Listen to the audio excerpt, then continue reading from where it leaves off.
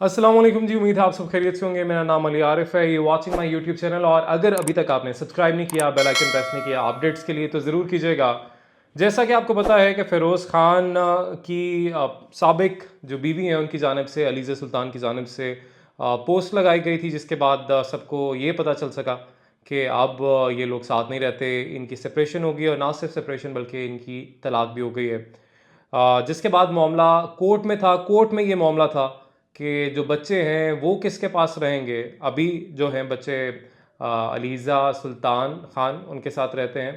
और पिटीशन दायर की गई थी फ़िरोज़ की जानिब से, एक तो मुलाकात की इजाज़त के लिए कि बच्चों से मुझे उससे मुलाकात करने दी जाए, और बच्चे किसके पास रहेंगे इस हवाले से भी फ़ैसला अभी अदालत को करना है। फैमिली कोर्ट में ये केस चल रहा है। और उसमें नई जो अपडेट्स आई हैं वो भी मैं आपके साथ शेयर करता हूँ। लेकिन अभी तक की जो सिचुएशन है वो भी मैं आपको बताता चलूँ कि जैसा कि आपको याद होगा कि अलीज़े की जानिब से बहुत सारे इल्ज़ामात लगाए गए थे फ़िरोज़ पर। और उनकी जानिब से ये कहने की कोशिश की गई थी कि जिस तरह के नेगेटिव कैरेक्टर्स फ़िरोज़ ख़ान ड्रामों में करता है वो असल में भी वैसे ही है। ब्लैकमेल भी उसको किया, अपनी वाइफ़ को, साबिक वाइफ़ को, एक्स वाइफ़ को।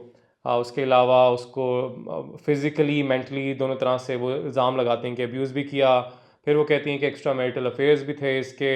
और फिर एक इंकशाफ़ किया एक मैगज़ीन ने कि शादी के दौरान इस तरह के भी वाक़यात पेश आए हैं जब फ़िरोज़ ख़ान ने अपनी उस वक़्त बीवी को गन पॉइंट पर भी थ्रेट किया, और इस तरह की भी, यानी बंदूक तान ली। इस तरह के भी वाक़यात पेश आए हैं, तो ये भी एक उस मैगज़ीन ने क्लेम किया। और ये बात ग़ालिबन कोर्ट के अंदर उनकी जानिब से दलाइल के तौर पे पेश की गई थी उनके वकील की जानिब से। क्योंकि बात हो रही थी कि बच्चों को किसके पास रहना चाहिए। तो अदालत की जानिब से जब पूछा गया इस चीज़ पर, तो दलाइल सामने आए तो बड़े अजीबो-गरीब से दलाइल पहली बात तो आए। फ़िरोज़ के वकील की जानिब से अगर बात की जाए तो उन्होंने कहा जी कि ये तो हाउसवाइफ़ थी और इसके तो कोई कमाती नहीं है, तो ये बच्चों को कैसे पालेगी, पहली बात उन्होंने ये की। और दूसरा जो ख़र्चे का मुतालबा किया गया था अलीज़ा सुल्तान की जानिब से, उन्होंने कहा था कि पर बच्चा 1 लाख रुपया ख़र्चा दें और 2 लाख रुपए दोनों बच्चों के लिए ख़र्चा दें। जो कि ज़ाहिर है फ़िरोज़ ख़ान के लिए मुश्किल कोई चीज़ तो नहीं है, जो कि एक इंस्टाग्राम पोस्ट लगाने का कोई 8-10 लाख रुपए आराम से लेते होंगे एक इंस्टाग्राम की पोस्ट का। तो उनको तो किसी भी किस्म से सूरत से मसला नहीं होना चाहिए एक बच्चे का 1 लाख रुपए महीने का देने के लिए। मगर उनकी जानिब से कहा गया था कि वो एक बच्चे का 10,000 रुपया दे सकते हैं, इससे ज़्यादा पैसे वो दे नहीं सकते हैं। पता नहीं क्या उनकी मजबूरी है कि अपने बच्चों को वो पैसे नहीं दे सकते, लेकिन उनकी जानिब से कहा गया। फिर बात आई कि कस्टडी के हवाले से, तो फिर लीज़े के वकील की जानिब से दलाइल दिए गए थे कि ये तो ज़्यादा देर मुल्क से ही बाहर रहते हैं फ़िरोज़ ख़ान साहब, तो इन्होंने क्या ही बच्चों को पालना है, तो घर पे ही नहीं होते, तो इनके हवाले कैसे बच्चों को कर दिया जाए। ये अलीज़े के वकील ने दलाइल दिए थे, जिसके बाद कोर्ट ने डेट दी थी।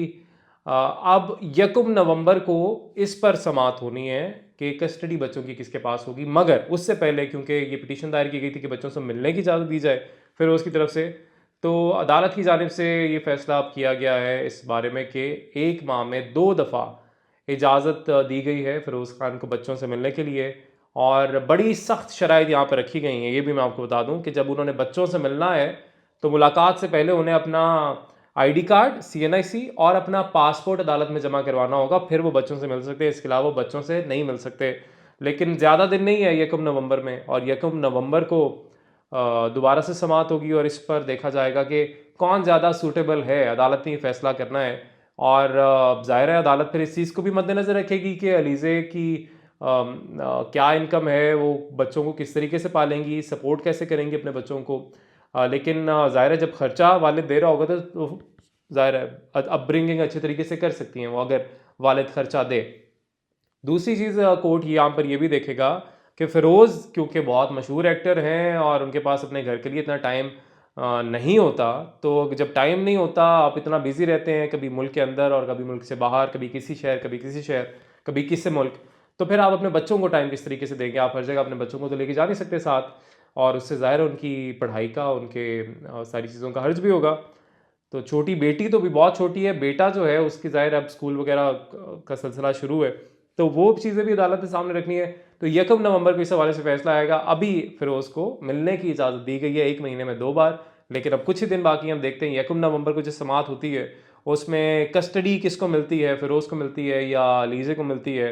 लेकिन जिस तरीके के इल्ज़ामात लीज़े की जानिब से लगाए गए हैं फ़िरोज़ खान के ऊपर, अगर तो वो सच्चे हैं तो ऐसी सूरत में मेरा ख़्याल है वैसे भी अगर देखा जाए तो माँ से ज़्यादा बेहतर बच्चों को कोई पाल सकता नहीं है। तो कोई कुछ भी कर ले, माँ माँ होती है और ज़ाहिर है बाप बाप होता है, लेकिन बच्चों की परवरिश की जहाँ तक परवरिश की बात होती है तो वो हर एक का अपना ओपिनियन हो सकता है, लेकिन मुझे लगता है कि माँ से बेहतर कोई नहीं कह सकता। लेकिन देखते हैं कि अदालत इस हवाले से क्या फ़ैसला देती है। अगर आपने अभी सब्सक्राइब नहीं किया, बेल आइकन प्रेस नहीं किया ताकि आपको अपडेट्स मिलती रहे, तो ज़रूर कीजिएगा। अल्लाह हाफ़िज़।